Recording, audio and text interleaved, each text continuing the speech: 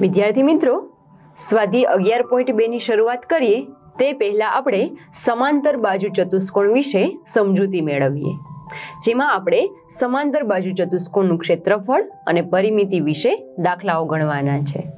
તો સૌપ્રથમ તો જોઈએ કે સમાંતર બાજુ ચતુષ્કોણ કોને કહેવાય. જે ચતુષ્કોણની સામસામેની બાજુઓ સમાંતર હોય તેવા ચતુષ્કોણને સમાંતર બાજુ ચતુષ્કોણ કહેવાય. સમાંતર એટલે કે જે છેક સુધી એકબીજાને ક્યારેય અડતી ના હોય તેવી લાઈન. તો સૌપ્રથમ આપણે તેની પરિમિતિ જોઈએ કે સમાંતર બાજુ ચતુષ્કોણની પરિમિતિ બરાબર બધી જ બાજુઓના માપનો સરવાળો, એટલે જેનું સૂત્ર થશે કે 2 ગુણ્યા લંબાઈ વત્તા પહોળાઈ.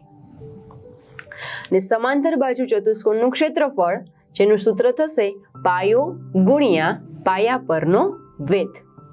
અહીં એક વેધ દોરેલો હશે, જેના ઉપર વેધ દોરેલો હોય તેને તેનો પાયો કહેવાય છે. તેનું સૂત્ર પાયો ગુણ્યા પાયા પરનો દોરેલો વેધ. આ ઉપરાંત ત્રિકોણનું ક્ષેત્રફળ પણ આપણે અહીંયા ભણવાનું છે, જેનું સૂત્ર થશે 1/2 ગુણ્યા પાયો ગુણ્યા પાયા પરનો વેધ. જો સમાંતર અને ચતુષ્કોણ અને ત્રિકોણ બંનેનું ક્ષેત્રફળ સરખા જેવા છે, માત્ર ત્રિકોણમાં 1/2 છે તે ઉમેરવાનું છે.